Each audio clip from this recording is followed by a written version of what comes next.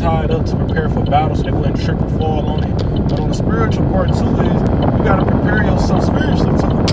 You gotta prepare yourself for everything that's going on in this world today. You gotta be firmly planted. You gotta build your house on stone, not on sand. You gotta really know what's going on. We're not just out here just going to camp with a precept packet, expressing how we feel about these niggas and that niggas. We going out there with an actual plan, an actual purpose, and we speaking first and foremost from the Most High.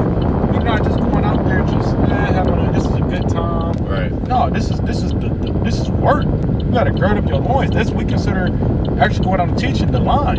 It is the battlefield spiritually, because we fight and get demons off of our people.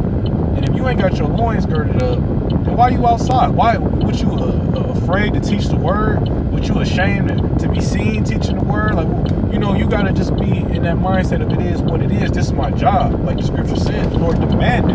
He didn't request us to teach the word. It was a demand. This is the book of Sirach, chapter 2. And I'll start verse 1.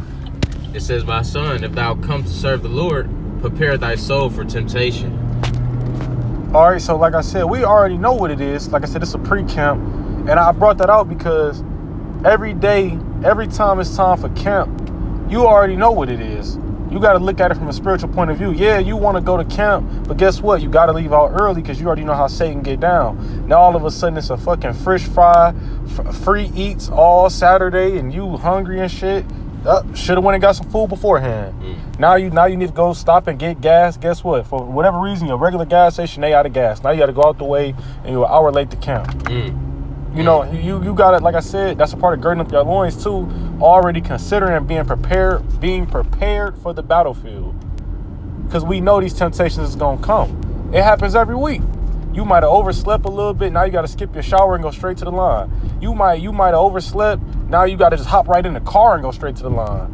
It's the temptations. They always gonna be there, but you got to acknowledge that they gonna be there. If you don't acknowledge that Satan is gonna try you and tempt you, you're gonna be one step behind at all times. I got a precept. Yeah, you got it. This is the book of Job, chapter 1 and verse 7. "And the Lord Yahweh said unto Satan, Whence comest thou?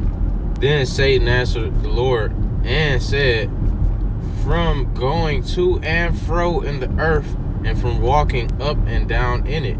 Right? So temptations, Satan can come to you in the form of many things, you know, misfortune, you know what I'm saying, delays, like the brother was saying, you know, you're trying to fuck up your routine. Here it is, you got a clean routine now, how you gonna get to camp in the morning, but here it is, this motherfucking gas station is shut down until further notice. You know what I'm saying? Now you gotta go in another area, you know what I'm saying, and you don't want to fall behind, you know what I'm saying, you want to be on time. You know what I'm saying? Different things like that. You know, Satan used, you know, the things of this world to try to trip Jake up. You know what I'm saying? We just gotta, you know, see through the bullshit and continue to fear the Lord. And sometimes it don't even be misfortune. A lot of times it be something you was looking forward to. You might have the chick you been waiting to hit you back finally hit you right before camp. Now she texting you all throughout camp, and you trying to read the precepts, and she's sending messages and shit like that happen. But you got to be prepared and know, man. I guarantee you, the moment camp closed, bitch don't even respond no more because it was Satan the whole time. Now you looking like, damn, I wasn't even on point today. And how can you explain it to somebody? Well, I was texting a bitch all throughout camp. How can you explain something like that? But Satan know who you want. He know what you desire. He know what you pray for. The demons hear these things. They know it.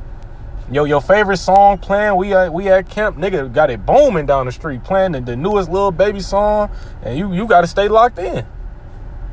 You know. But you got something? Want me to grab something? Yeah, you got a preset? Well, I'll go continue now. Go ahead. Yeah, go ahead. Back to Sirach, the 2nd chapter, verse 2.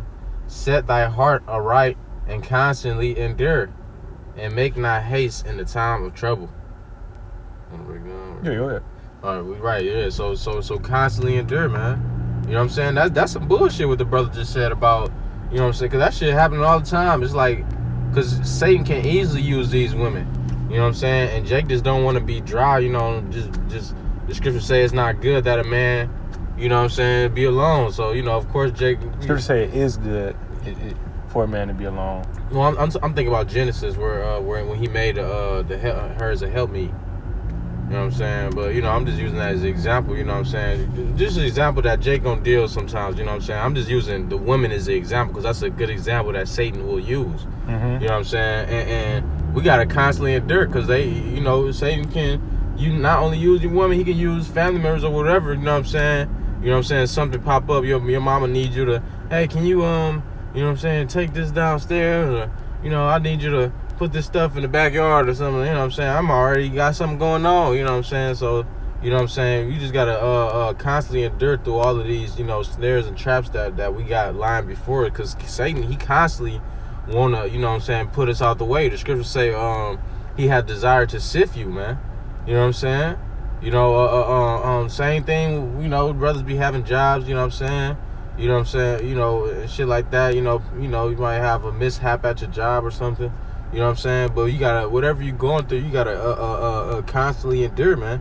And it says, make not haste in the time of trouble. That's another thing. When you in a dire situation, you know what I'm saying, you gotta, you know, it might, you know what I'm saying, it might seem a little weird because, you know, we hoping on something that we can't see. You know what I'm saying? But we expect the Lord to help us out of our situations. It's not like we gonna, you know what I'm saying, turn into Superman and get ourselves out of our situations ourselves, man. Can you bring that last verse back? It says, verse 2 again, it says, set thy Call heart. Sirach chapter 2 and verse 2. It says, set thy heart aright and constantly endure. Constantly endure. So no matter what you're going through, you got to get through it. Like we said, it could be all type of things that's gonna try to distract you, try to entice you, vex your spirit, and you got to get through it. You don't just sit in these problems. You got to get through them, fight through it. Keep going.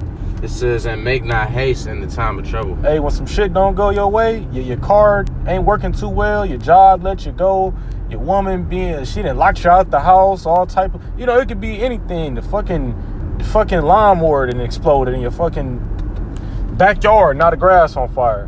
You don't make haste because at the end of the day, it's all the Lord's will. And when you make haste, you're not thinking straight. You're not gonna make sound decisions. You gotta assess the situation, think of a solution, and sometimes it could be a life or death thing where you gotta make a quick solution. But you're not gonna make the right guess, or you're not gonna make the right decision by just jumping into something without thinking. It might be something like you getting fired. Like I said, you got 2-3 checks saved up, you got 2-3 weeks to figure out what you're gonna do. Right. But if you just jump back out here, I gotta go back to my job, see they give it back to me real quick, and let me just tell them I'll do better. Well, now you just wasted a whole week trying to get back there because you rush, making haste. Mm-hmm. And even like I said, we pre-camp right now. Okay, let's say like I said, what happened? You don't got no gas in your car, your local gas station ain't got what they need. The best thing you could do is hit the group chat up. Might be a few minutes late. Use communication so that way it don't look like you just late, because brothers they looking for us to hit the line. It's some things when you make haste, you're not gonna consider. You're gonna try to find the nearest gas station. You're gonna run to and fro, and next thing you know, everybody looking for you, and you know where to be found. Mm-hmm. So something like the scripture said, making haste ain't gonna make it no better. Mm-hmm. You got it. Keep going. It says verse 3. It says, cleave unto him and depart not away, that thou mayest be increased at thy last end. Hey, you cleave unto the Lord. It don't matter, like the scriptures say, better is the house of sorrow than the house of joy. A lot of the times when you catching hell, the Lord just wants you to call on him and acknowledge he's the only one that can save you out of it. Every time you're going through something, you're supposed to be calling on the Lord, because who else gonna save you? The Lord is the one doing it to you. Who's gonna save you from the Lord? No one. So you got to acknowledge, like, Lord, you put this hell on me. I'm calling out to you because you don't even want to take it off. And you will be a lot better off. Going, catching hell and then thinking you about to get yourself out of a situation, well, you're never going to get out of it because you can't save yourself. This is verse... That was it on verse 2?